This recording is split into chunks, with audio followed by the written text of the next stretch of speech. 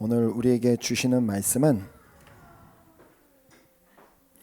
야고보서 1장 6절에서 8절까지 말씀입니다. 야고보서 1장 6절에서 8절 짧은 3절 말씀이니까 우리 함께 한 목소리로 오늘 하나님의 말씀을 읽었으면 좋겠습니다. 시작. 오직 믿음으로 구하고 조금도 의심하지 말라. 의심하는 자는 마치 바람에 밀려 요동하는 바다 물결 같으니 이런 사람은 무엇이든지 주께 얻기를 생각하지 말라. 두 마음을 품어 모든 일에 정함이 없는 자로다. 아멘. 아멘. 오늘 이렇게 본문 말씀에서도 볼 수 있듯이 우리 모두에게는 믿음이 매우 중요합니다. 그런데 이제 이 믿음이 우리에게 중요한 이유는 이 믿음은 우리 신앙의 시작이기도 하고 또 우리 신앙의 모든 것이기 때문입니다. 우리가 방금 찬양했던 것처럼 우리 하나님은 처음과 끝 그리고 알파와 오메가 되시는 그 하나님이기 때문에 우리가 그 하나님을 믿는다는 것이 믿는다는 것 자체가 우리 신앙의 모든 것의 시작이고 또 모든 것의 끝이 되는 것입니다. 자, 그래서 이 믿음의 정의는 히브리서 11장 1절이 말씀하는 대로 믿음은 바라는 것들의 실상이요 보지 못하는 것들의 증거입니다. 자, 그래서 이전에도 말씀을 드렸듯이 이 믿음은 하나님을 향한 그 확신과 또 그 신뢰를 의미합니다. 자, 믿음으로 우리는 하나님의 살아계심을 확신하게 됩니다. 보이지 않는 하나님을 이분이 진짜 계시다라고 확신할 수 있는 것은 바로 우리의 믿음으로 우리가 하나님이 살아계심을 확신할 수 있게 되고, 우리는 믿음으로 하나님의 사랑을 확신하게 되며 믿음으로 우리는 하나님의 전능하심, 하나님의 위대하심을 확신하게 됩니다. 자, 믿음이 없이는 이 창세기 1장부터 기록된 하나님의 그 천지 창조 사건을 도무지 믿을 수가 없으며, 믿음이 없이는 하나님께서 온 우주와 또 모든 생명의 주인이심을 믿을 수가 없으며, 믿음이 없이는 하나님께서 독생자 예수 그리스도를 보내주셨음을 믿을 수가 없습니다. 자, 우리에게 이 믿음이 있기 때문에 우리가 이 모든 것을 믿는 것이 가능하다는 것입니다. 자, 또한 믿음이 없이는 우리는 예배를 드릴 수도 없고, 당연히 믿음이 없이는 찬양을 드릴 수도 없고, 기도할 수도 없고, 또 믿음이 없이는 우리는 헌금을 드릴 수도 없습니다. 자, 그러나 오늘 우리는 감사하게도 우리에게 이 믿음이 있기 때문에 이렇게 주님 앞에 나와 예배를 드릴 수 있고, 예배를 드리고 있고, 찬양을 드리고 있고, 또 기도하고 있습니다. 자, 그러나 이제 더 감사한 것은 우리에게 있는 이 믿음조차도 우리가 어떻게 갖게 된 것이 아니라 하나님께서 우리에게 선물로 주셨기 때문에, 하나님께서 우리에게 주신 이 믿음으로 말미암아 우리가 예배를 드릴 수 있는 것이고, 우리에게 주신 믿음으로 말미암아 우리가 찬양을 드릴 수 있는 것이고, 우리에게 주신 믿음으로 말미암아 우리가 기도할 수 있다는 것입니다. 자, 그렇기 때문에 어떤 우리가 이렇게 전도를 하거나 안 믿는 사람들을 보면 왜 저 사람들은 이게 안 믿어지지? 그건 당연합니다. 그분들에게는 믿음이 없기 때문에 당연히 아무것도 하나님이 천지를 창조하셨는지 독생자를 보내셨는지 뭔지 믿어지지 않는 것입니다. 자, 그렇기에 우리에게 이 믿음은 너무나 중요하고, 또 하나님께서 우리에게 이 믿음을 주셨기 때문에 우리가 이 모든 것을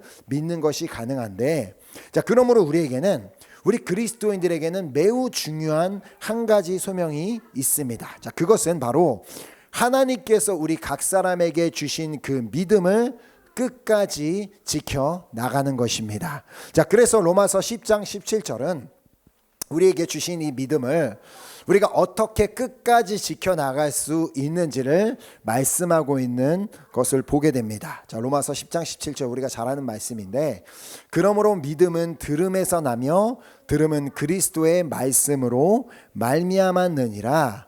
자, 우리의 믿음은 어디서 난다고 말씀해요? 그리스도의 말씀을 들음으로 나기 때문에 당연히 그리스도의 말씀을 듣지 않는다면 우리는 믿음을 지킬 수 없게 됩니다. 자, 그러므로 우리가 믿음을 지킬 수 있는 방법은 바로 오직 그리스도의 말씀으로, 그 그리스도의 말씀을 들을 때 우리가 믿음을 지킬 수 있다는 것입니다. 자, 그만큼 우리 모든 크리스찬들은, 모든 우리 하나님의 자녀들은 주님이 다시 오시는 그날까지, 또 우리가 주님 앞에 서게 되는 그날까지 자신이 받은 믿음을 끝까지 지켜나가는 그 소명을 우리 한 사람 한 사람이 받은 줄 믿습니다. 자, 그러나 모든 크리스찬들이 그 믿음을 지키라고 그 소명을 주셨음에도 불구하고 그 믿음을 지키지는 못할 것이다라고 예수님께서도 말씀하셨습니다. 누가복음 18장 8절 말씀을 보면 예수님이 이렇게 말씀하십니다.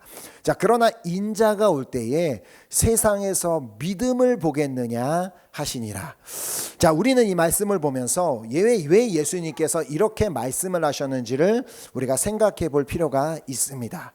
자, 이미 이 땅에 오신 예수님께서 인자가 올 때라는 말씀은 예수님의 초림 사건은 이미 일어났고 예수님이 재림의 때를 의미하고 있는데, 예수님이 다시 오시는 그 때를 의미하는데, 그때에 예수님께서 다시 이 땅에 오실 때에 세상에서 믿음을 보겠느냐라고 묻고 계시는 것입니다. 자, 그만큼 끝까지 믿음을 지키지 못하는 사람들이 많이 있을 것이라는 말씀입니다. 자, 사실 이 말씀은 예수님께서 이제 한 비유로 하셨던 말씀인데, 우리가 잘 알고 있는 것처럼 하나님도 두려워하지 않고 사람들도 무시하는 한 재판관에게 어떤 과부가 찾아가서 자신의 이제 그 억울함을 풀어달라고 그렇게 끊임없이 찾아가는 그 비유를 마치시면서 하신 말씀이 바로 이 말씀입니다. 자, 그 비유를 들어 사용하신 이유가 무엇인지를 1절이 기록하고 있습니다. 18장 1절에 보면 예수께서 그들에게 항상 기도하고 낙심하지 말아야 할 것을 비유로 말씀하여, 그러니까 그 한 과부의 그 이야기를 비유로 사용하신 이유는 항상 기도하고 낙심하지 말아야 될 것에 대해서 강조하시기 위해서 그 비유를 사용하셨다는 것입니다. 자, 그렇다면 수많은 크리스찬들이 오늘날 교회를 다니고 예수를 믿는다고 말하고 그렇게 하는 자들이 끝까지 믿음을 지키지 못하는 이유가 무엇이라고 말씀하고 계신가요? 바로 항상 기도하지 않고 낙심하기 때문에 끝까지 믿음을 지키지 못하는 것입니다. 자, 기도하지 않고는 당연히 믿음을 지킬 수가 없습니다. 어떻게 기도하지 않으면서 어떻게 내가 나의 믿음을 끝까지 지켜나갈 것이란 그 믿음이 더 대단한 믿음인 거죠. 자, 그리고 낙심하는 이유는 믿지 않기 때문입니다. 자, 무엇을 믿지 않기 때문에 낙심하게 돼요? 그리스도의 말씀을 믿지 않기 때문에, 하나님께서 말씀을 통해 주신 약속을 믿지 않기 때문에, 자, 약속하신 말씀을 지키실, 그 말씀을 반드시 지키실 하나님에 대한 신뢰가 없기 때문에 낙심하게 되는 것입니다. 자, 다 간단하게 말해 결국에는 하나님의 말씀을, 하나님의 신실하심을, 하나님의 전능하심을, 하나님의 위대하심을 의심하기 때문에 우리는 낙심하게 된다는 것입니다. 자, 하나님이 분명히 성경에 보면 하나님이 나를 사랑하신다고 하는데 진짜 나를 사랑하시기는 하는 걸까? 나 같은 사람도 사랑하시기는 하는 걸까? 정말 그 하나님이 사랑이 맞을까? 아니, 하나님이 정말 계시기는 하는 걸까? 내가 이렇게 살아계신다고 그렇게 믿고 막 그동안 막 뭐 교회를 다니고 그러고 살았는데 혹시 하나님 안 계시면 어떡하지? 뭐 이런 의심.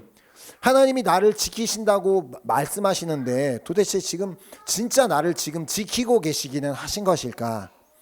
하나님이 전능하시다고 하는데 하나님께서 성경에 뭐 수많은 자들에게 그런 일들을 행하셨다고 하시는데 나를 위해서는 왜 뭐 그런 일을 해주시지 않는 것 같이 그런 의심들이 들어오게 된다는 것입니다. 자, 우리는 결국 이 수많은 의심들로부터 우리의 믿음을 끝까지 지켜야만 합니다.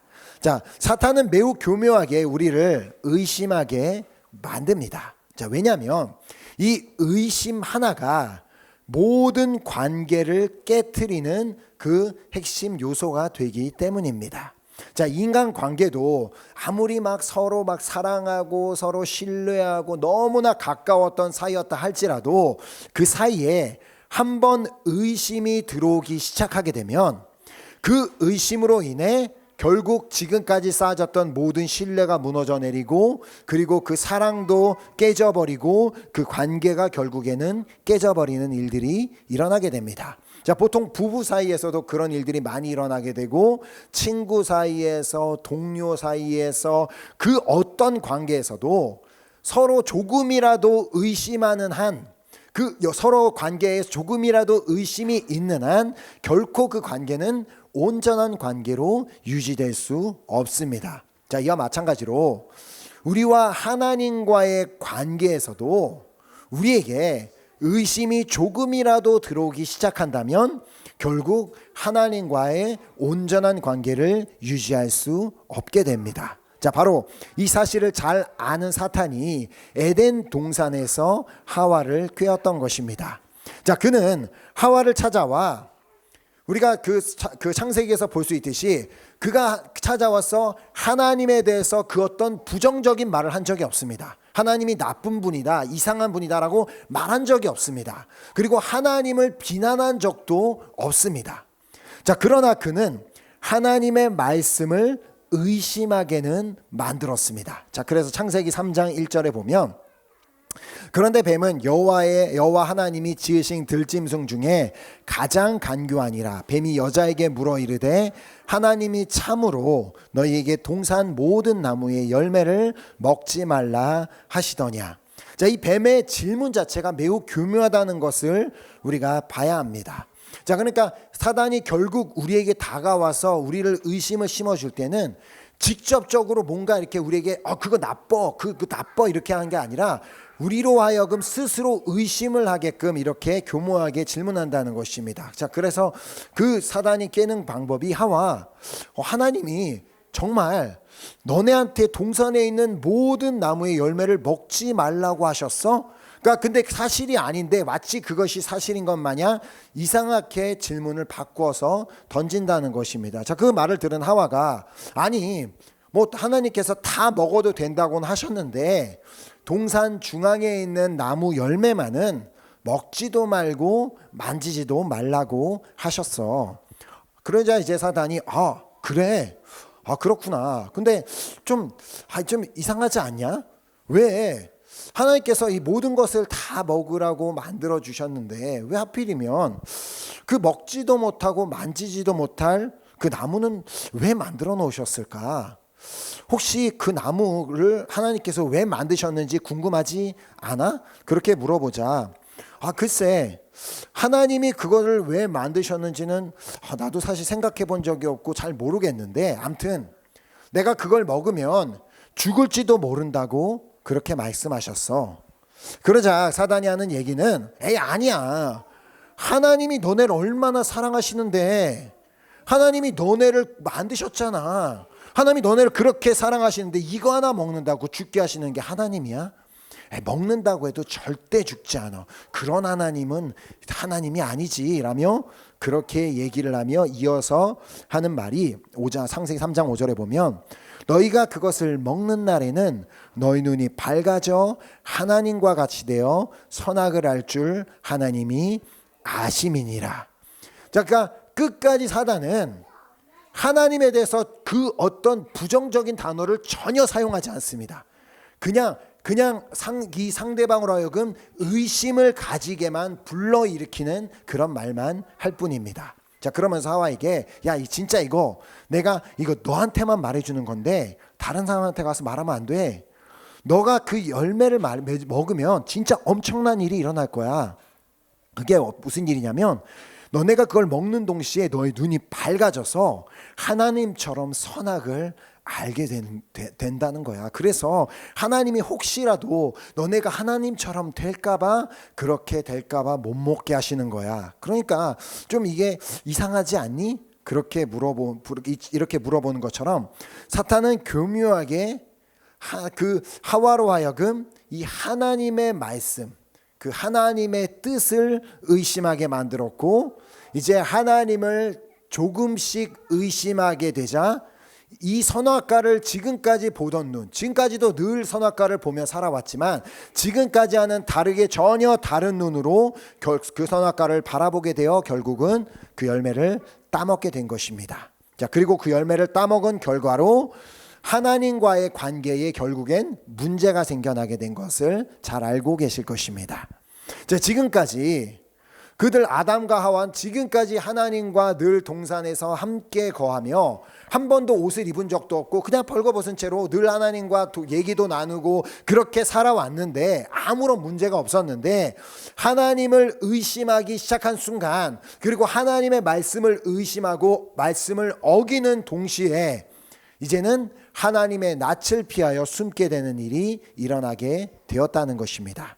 자, 이 의심이 이처럼 우리의 마음에 조금이라도 하나님을 향한 의심, 그리고 하나님의 말씀을 향한 의심이 우리의 마음의 자리를 잡고 있는 한 우리가 하나님께 온전한 기도를 드리기도 어렵고 또 모든 하나님의 말씀을 온전히 받아들이기도 힘들어집니다.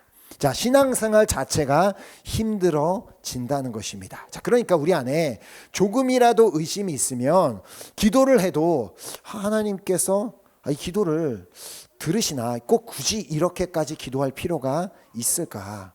어차피 이 기도는 내가 기도해도 아무리 해도 들으시지도 않는 것 같은데 기도할 필요가 있을까? 라는 이런 생각으로 기도를 한다면 당연히 하나님께서 그 기도에 응답해 주실 수는 없는 것입니다. 자, 그래서 오늘 본문을 보면 매우 중요한 말씀을 하고 있죠. 오직 믿음으로 구하고 조금도 의심하지 말라.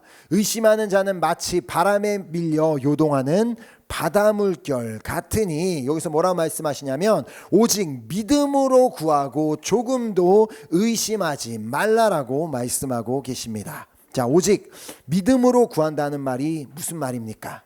그것은 결국 하나님께서 반드시 내 기도를 지금 듣고 계신다는 그 확신과 그 당신이 말씀하신 대로, 당신이 성경을 통해 약속하신 대로 반드시 기도하는 것은 응답하시는 하나님에 대한 그 신뢰를 전제로 하나님께 구해야 한다는 말입니다. 자, 이러한 확신과 신뢰가 없이 기도해서는 안 된다는 것이죠. 자, 그래서 예수님께서도 말씀하시지 않았습니까? 무엇이든지 기도하고 구하는 것은 받은 줄로 믿으라. 그리하면 너희에게 그대로 되리라. 아멘. 자, 그러나 내가 구하는 것을 과연 진짜 하나님이 응답해 주시긴 할까? 내가 구하는 것을 받을 수 있을까라는 그런 의심이 조금이라도 내 안에 있는 한 하나님께서는 그 기도에 응답을 해 주시지 못할 뿐만 아니라 내 마음도 바람에 밀려 요동하는 바다물결 같이 될 뿐입니다. 자, 그래서 바로 다음 절 야고보서 1장 7절에 보면 이런 사람은 무엇이든지 주께 얻기를 생각하지 말라. 자, 우리가 의심을 하는 한, 우리의 마음에 조금이라도 의심이 있는 한 그 어떤 기도의 응답도 받을 수 없다는 말입니다. 자, 그러나 사실 때로는 우리가 이렇게 신앙생활을 하다 보면 의심이 들어오는 순간이 있는 때가 있는 것은 사실입니다.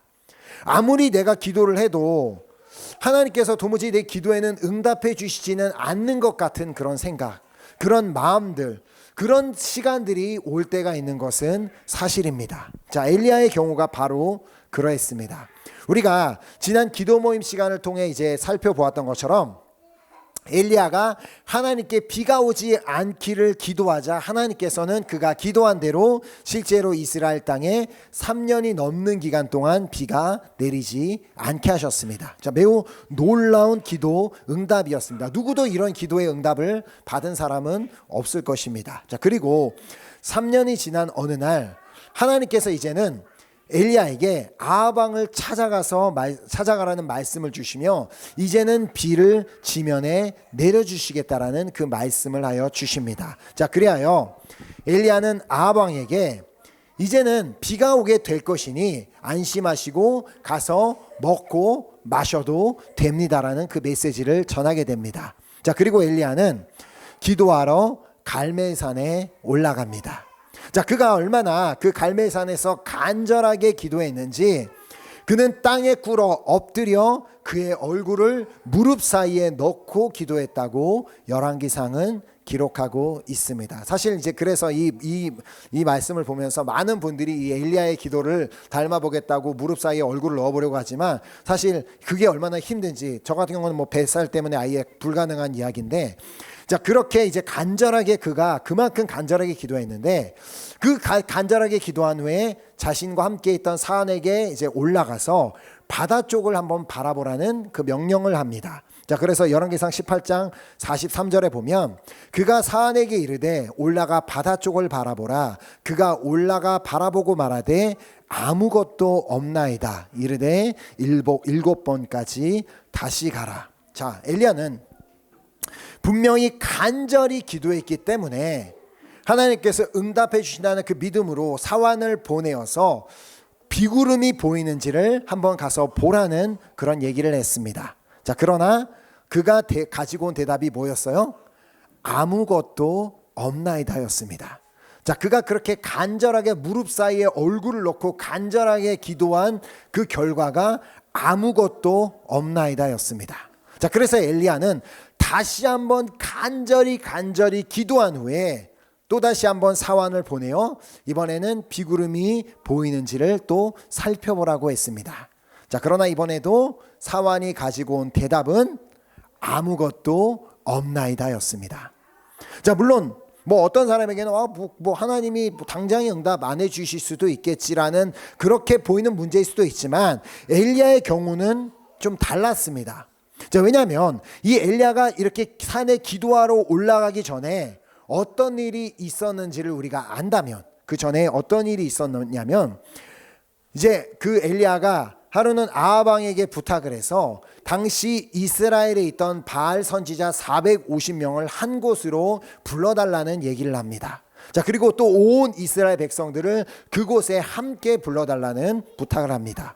자, 그리고 그곳에서 그 모여있는 그 바알의 선지자들에게 한 가지 제안을 하게 됩니다. 자, 이제 우리가 이 자리에서 당신들은 바알을 섬기고 나는 여호와 하나님을 섬기는데 각자 우리가 송아지를 잡아서 각을 뜨고 그리고 이제 나무 위에 그 번제물을 올려놓은 뒤에 당신들은 바알에게 기도해서 불을 내려달라고 하고 나는 여호와 하나님께 기도해서 불을 내려달라고 기도할 테니 각자 기도해서 불을 내려주시는 그 신이 진짜 신임을 너희들도 보고 이 자리에 있는 온 이스라엘 백성들도 확인하게 하자. 자, 그런 제안을 이제 엘리야가 하게 됩니다. 자, 그래서 먼저 엘리야가 바알 선지자들에게 먼저 이제 선공을 할 수 있는 기회를 줍니다. 자, 그래서 바알의 선지자들이 이제 오전부터 막 점심이 넘는 시간까지 자신들의 방법으로 막 그 바알에게 막 간절하게 기도하고 소리 지르고 뭐 또 자신들이 제사 드리는 방법처럼 막 몸에 상처를 내면서 피를 흘리면서까지 불을 내려주소서라고 기도했지만 그 누구도 응답하지 않았고 그들의 송아지에는 조금의 어떤 뭐 불꽃도 내리지도 않았습니다. 자, 너무나도 당연한 일이죠. 존재하지도 않는 그런 가짜 신에게 아무리 기도한들 불이 내려올 일은 전혀 없었습니다. 자, 그리고 이제는 엘리야의 차례가 되어서 그는 그냥 기도한 것이 아니라 정말 하나님께서 받으실 만한 그곳에서 무너졌던 여호와의 제단을 수축하고 또 여호와의 12지파의 수요를 따라 돌 12개를 가지고 여호와의 이름을 의지하여 그곳에 제단을 정성스럽게 쌓습니다. 자, 그리고는 그 단 주변으로 도랑을 만들고 제물 위에 이 제물 지금 여기 쌓아놓은 제물 위에 물을 갖다 부으라는 그 명령을 3번이나 내려서 그곳에 물을 갖다 막 부어서 제물 외에 나무에 그 주변에 돌에 흙에 다 이렇게 축축하게 젖어서 물이 넘치게 됩니다. 자, 그리고 시간이 되어 하나님께 정말 그 불을 내려달라고 하나님이 살아계신 하나님이심을 이 시간 보여달라고 그렇게 기도했을 때 열왕기상 18장 38절에 보면 이에 여호와의 불이 내려서 번제물과 나무와 돌과 흙을 태우고 또 도랑의 물을 핥은지라. 자, 이처럼 하나님께서는 엘리야가 기도했을 때 마치 기다렸다는 듯이 그래, 내가 지금 너가 이 기도하는 시간을 기다렸다는 듯이 그 엘리야가 기도하자마자 단 한 번의 그 불을 내리셔서 물에 젖어 있는 번제물뿐만 아니라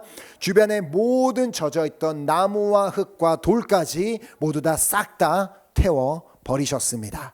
자, 이렇게 하나님께서는 단 한 번의 기도에 그냥 확실하게 그래 내가 여기 있다라고 응답해 주셨던 반면, 이번에는 분명히 하나님께서 말씀하셨고 하나님께서 내가 이제 비를 내려주겠다라고 하나님의 음성을 듣고 기도하러 갔고 하나님의 말씀대로 비를 내려달라는 기도를 드리고 있음에도 불구하고 그가 그렇게 무릎 사이에다가 고개를 넣고 간절하게 기도했음에도 불구하고 하나님께서 그 기도에 바로 응답해 주시지 않았던 것입니다.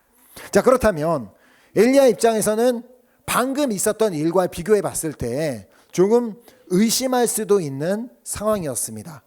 혹시 내가 잘못 들은 건가?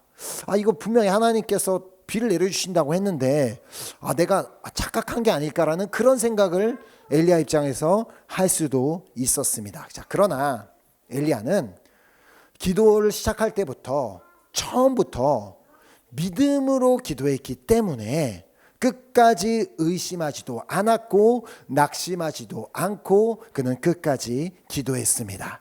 자, 엘리야의 사환이 6번이나 올라가서 바다 쪽을 보고 돌아와서는 계속해서 6번이나 똑같은 대답, 아무것도 없나이다, 하나님의 응답이 없나이다, 하나님의 역사가 없나이다 라고 그렇게 얘기했음에도 불구하고 엘리야는 그럼에도 불구하고 끝까지 믿음으로 다시 기도하고는 이제 7번째의 사환을 다시 한번 올려보냅니다. 자, 그리고 7번째 올라갔을 때 사환은 바다 위에 가만히 이렇게 막 잘 살펴보니까 큰 구름도 아니고 성경에 의하면 사람의 손바닥만한 구름이 있었다고 하는데 그게 도대체 어떻게 보였는지는 잘 모르겠지만 그 구름이 조그만 구름이 하나 있는 걸 발견하고 엘리야에게 그 사실을 전하게 됩니다.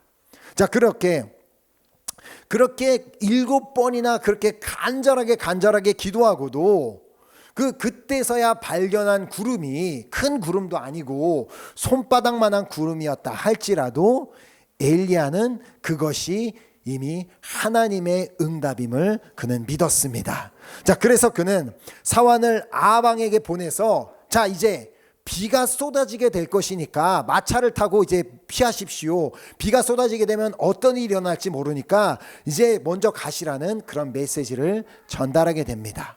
자, 만약에 그 순간에 엘리야의 마음 가운데 손바닥만한 크기의 의심이라도 있었다면 그는 결코 끝까지 기도하지도 않았을 것이고 그렇게 아방에게 먼저 가라는 그런 얘기를 하지도 않았을 것입니다. 자, 그러나 그가 끝까지 그렇게 기도할 수 있었던 이유는 자신이 기도하면 하나님께서는 반드시 응답하신다는 그 확신이 있었고 또 응답하실 그 하나님에 대한 신뢰가 있었기 때문이었습니다. 자, 그러므로 오늘 우리가 이렇게 기도 모임으로 나와서 이렇게 기도를 드리고 물론 우리가 이렇게 기도 모임 때마다 어떻게 보면 우리 개인적인 그 기도 제목을 가지고 기도하기보다는 이제 중보 기도를 이제 우리가 보통 이제 다른 이 기도 제목들을 위해 많이 기도하는데 그렇게 정말 우리가 이렇게 기도하기 위해 모인 이 시간 그 엘리야가 가지고 있었던 그 믿음 내가 구하는 것은 하나님께서는 반드시 응답을 하신다는 그 믿음이 우리 한 사람 한 사람에게도 있기를 간절히 소망하며 축복합니다. 자, 의심하지 않고 끝까지 기도하는 믿음이 있는 우리 모두가 되기를 소망합니다. 자, 그래서 마가복음 11장 23절에 보면 예수님께서 말씀하셨습니다. 내가 진실로 너에게 이르노니 누구든지 이 산더러 들리어 바다에 던져지라 하며 그 말하는 것이 이루어질 줄 믿고 마음에 의심하지 아니하면 그대로 되리라. 아멘. 의심하면 조금이라도 손바닥만한 의심이라도 있다면 그곳엔 응답이 없지만 그 의심을 밀어내고 끝까지 믿음으로 기도하면 하나님께서 반드시 응답해 주신다는 말씀입니다. 자, 그러므로 우리는 우리의 믿음을 지키기 위해서 우리의 마음에 언제나 찾아오는 이 의심을 반드시 물리쳐야 합니다. 자, 우리의 마음에 찾아오는 의심은 사실 우리 스스로가 물리칠 수 있는 것은 아닙니다. 자, 오직 그리스도의 말씀으로만 의심을 물리칠 수 있는 줄 믿습니다. 자, 내 마음에 의심이 찾아올 때에 내 스스로에게 말씀을 붙잡고 말씀으로 선포하시기 바랍니다. 자, 이 말씀 그대로 준호야, 의심하지 마. 주님이 뭐라고 하셨어? 내가 진실로 너에게 이르노니 누구든지 이 산더러 들리어 바다에 던져지라 하며 그 말하는 것이 이루어질 줄 믿고 마음에 의심하지 아니하면 그대로 되겠다고 하셨잖아. 그러니까 그렇게 말씀하신 하나님을, 말씀 그대로를 믿고 하나님을 신뢰해라고 내 영혼에게 이렇게 믿음으로 선포하고 또 선포한다면, 우리 입술을 열어 그렇게 선포한다면, 그렇게 믿음으로 선포하는 자들을 향해 주님께서 주신 약속의 말씀이 있습니다. 민수기 14장 28절에 그들에게 이르기를 여호와의 말씀에 내 삶을 두고 맹세하노라. 뭘 맹세하셨어요? 너희 말이 내 귀에 들린 대로 내가 너희에게 행하리니. 아멘. 그러므로 의심을 가지고 이거 아닌가? 안 되나 하면 그래, 네 안 되나라고 생각하지? 그러면 안 돼, 그라고 말씀하시는 거고, 아닙니다. 주님, 내가 정말 이 산더러 들려 바다에 던져지라고 내가 그것을 믿는다면 그대로 행하여 주신다고 하셨으니까 내가 그것을 믿습니다. 나는 믿습니다. 하나님께서 응답하여 주실 것을 믿습니다. 나 하나님을 신뢰합니다 라고 계속해서 선포한다면, 그래? 너 나 그렇게 신뢰하니? 그럼 내가 그대로 행하여 주겠다라고 말씀하고 계십니다. 자, 그러므로 나의 믿음의 선포가 주님의 귀에 들린다면, 주님의 귀에 울린다면 하나님께서는 나의 믿음대로 응답해 주시고 나의 믿음대로 역사해 주실 줄 믿습니다. 자, 결국 나의 믿음은 하나님을 향한 확신과 신뢰로만 지킬 수 있습니다. 자, 그러므로 결코 의심에게 조금이라도 내 마음의 자리를 내어주지 마시기 바랍니다. 자, 의심은 언제든지 내 마음의 문을 두드릴 것입니다. 아주 교묘하게, 마치 그 뱀이 하와를 찾아가서 교묘하게 마음의 문을 두드렸던 것처럼 그 의심도 우리를 아주 교묘하게 찾아와서 우리의 마음의 문을 두드릴 것입니다. 이때 우리는 절대 의심에게 마음의 문을 열어주면 안 됩니다. 자, 마음의 문을 만약에 열어주게 되면 어떤 일이 일어나게 되는지를 본문 8절이 다음과 같이 기록하고 있습니다. 자, 두 마음을 품어 모든 일에 정함이 없는 자로다. 자, 여기에서 이 말씀이 이제 두 마음을 품게 된다라는 말이 있는데, 어떻게 이제 또 다른 이제 원어적으로 다른 말을 보면은 그 의심을 마음에 들어지는 동시에 마음이 두 개로 갈라지게 된다라는 그런 말씀으로도 볼 수 있습니다. 자, 마음이 두 개로 갈라져서 마음 한편에는 믿음이 있고 한편에 의심이 있다면 어떤 일이 일어나면, 여기 한국 이제 성경에는 모든 일에 정함이 없는 자라고 이렇게 번역이 되어 있는데, 원어가 가진 다른 의미로 좀 본다면 모든 일에 불안정한 사람이 된다라고 그렇게 볼 수 있습니다. 자, 뭐냐면 범사에 불안정한 사람이 된다. 그러니까 누가 봐도 저 사람은 아무리 봐도 삶이 불안정해요. 그냥 뭔가 이렇게 확신도 없고 견고함도 없고 신뢰도 없고, 저 사람 보면 뭔가가 좀 불확실하고 불안정함이 보이는 그런 사람이 되어버린다는 것입니다. 내 마음에 믿음만 있으면 견고한 사람이 되지만, 그러나 의심에게 내어져서 내 마음이 갈라져 버리게 되면 그러면 그 불안정한 상태가 되어버린다는 것입니다. 자, 그렇기에 오늘 우리 스스로가 정말 결단할 때 견고한 믿음의 사람 엘리야와 같이 견고한 그리스도인이 되기를 원하는지, 아니면 범사에 불안정한 그리스도인이 되기를 원하는지, 그것은 바로 오늘 나의 결단과 나의 선택에 달려 있습니다. 자, 그러므로 견고한 그리스도인들로 세워지시기를 예수 그리스도의 이름으로 축복합니다. 자, 견고한 그리스도인이 되고자 한다면 우리는 끝까지 믿음을 지켜야만 합니다. 자, 우리의 믿음은 뭘로 지킬 수 있다고요? 오직 그리스도의 말씀과 기도로만 지킬 수 있는 줄 믿습니다. 자, 그러므로 모든 의심을 물리치고 끝까지 믿음을 지키기 위해서 하나님의 말씀을 붙잡고 또 말씀을 이루실 하나님을 신뢰하는 여러분과 제가 되기를 예수 그리스도의 이름으로 축복합니다. 아멘. 자, 아멘. 오늘 우리 함께 우리 결단을 가지고 우리 찬양 드리고 우리 기도했으면 좋겠습니다.